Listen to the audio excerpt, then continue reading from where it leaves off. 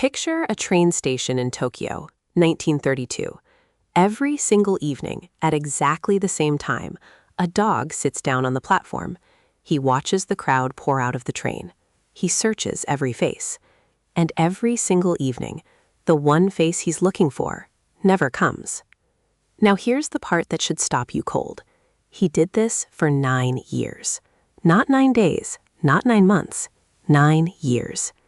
And what's happening right now, in cities you've probably never even heard of, is that dogs are still doing this, still waiting, still refusing to give up on someone who is never coming back.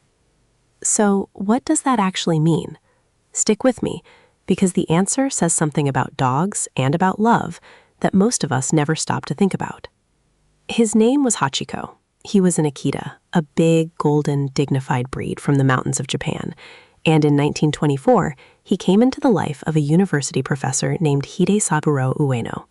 The professor lived near Shibuya Station, and every single morning, Hachiko walked him there. Every single evening, at exactly the same hour, Hachiko walked back to that same platform to greet him coming home. It became a quiet little ritual. The station workers knew him, the vendors knew him. He was just part of the rhythm of that neighborhood. Then came May of 1925. The professor was at work that day giving a lecture when he suffered a sudden brain hemorrhage. He never made it home. He never got back on that train. And Hachiko, who had no way of understanding any of that, did the only thing he knew how to do. He went to the station that evening, right on schedule, and he waited. And here's the part that gets us every time. He kept doing it. Every single day for the next 9 years, Hachiko showed up at Shibuya Station at the exact time that train was due, and he waited for a man who was gone. Rain, snow, blistering summer heat, it didn't matter. He was there. At first, people weren't kind to him. He was seen as a nuisance, an old stray hanging around a train platform, and some of the vendors reportedly chased him off. But slowly, something shifted. A former student of Professor Ueno's began noticing this same dog night after night and started digging into why. When the story came out, when people realized exactly what he was doing and why, it spread across Japan. Newspapers picked it up. Strangers began bringing him food. Commuters started timing their own evenings around watching for him. A dog nobody wanted around became a dog an entire nation adored. In 1934, while Hachiko was still alive, still showing up every evening, the people of Japan did something remarkable. They built a bronze statue of him right at the station where he waited, so that even the people who never met him could understand what loyalty looked like.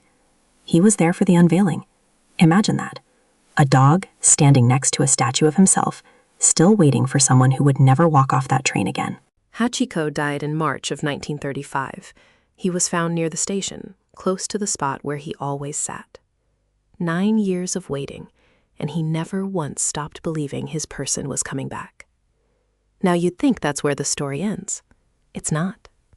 Because here's the open question we started with. Why do dogs all over the world keep doing exactly this, even today?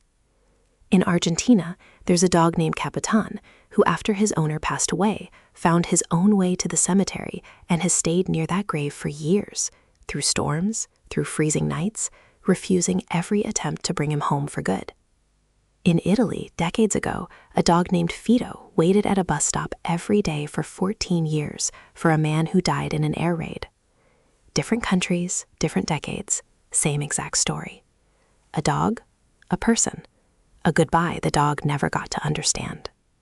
So what's actually going on in their minds? Scientists who study the bond between dogs and humans have found something remarkable.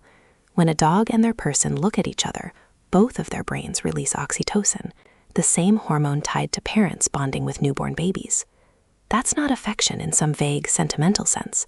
That is a real physiological attachment, as deep in its own way as any bond we form with each other. Dogs also build their entire sense of time around routine and scent. When that routine breaks, when that scent fades slower than the memory does, their instinct isn't to move on. It's to return to the last place they knew was true.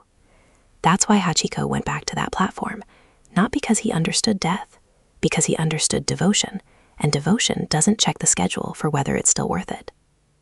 Today, that statue is still standing at Shibuya Station.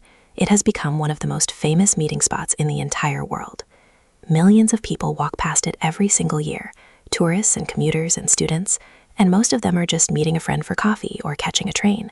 But if you stop and actually read the plaque, you're standing at the exact spot where a dog once waited 9 years for a love that never came back and never once decided it wasn't worth it. Maybe that's the real reason this story has lasted 100 years. It's not really about a train station in Tokyo. It's about the fact that somewhere, right now, there's a dog lying by a front door, watching for headlights that might not come tonight, and choosing to wait anyway. That kind of loyalty doesn't ask for anything back. It just gives and keeps giving. If you've got a dog or cat who's ever waited for you at the window, at the door, at the end of the driveway, we would love to hear that story in the comments. Has an animal in your life ever shown you a kind of loyalty that genuinely surprised you? If this story moved you even a little, go ahead and hit that like button. It genuinely helps us bring more stories like Hachiko's to people who need a little more heart in their day. And if you want more true stories about the animals who love us better than we probably deserve, stay subscribed because we've got a lot more of them coming.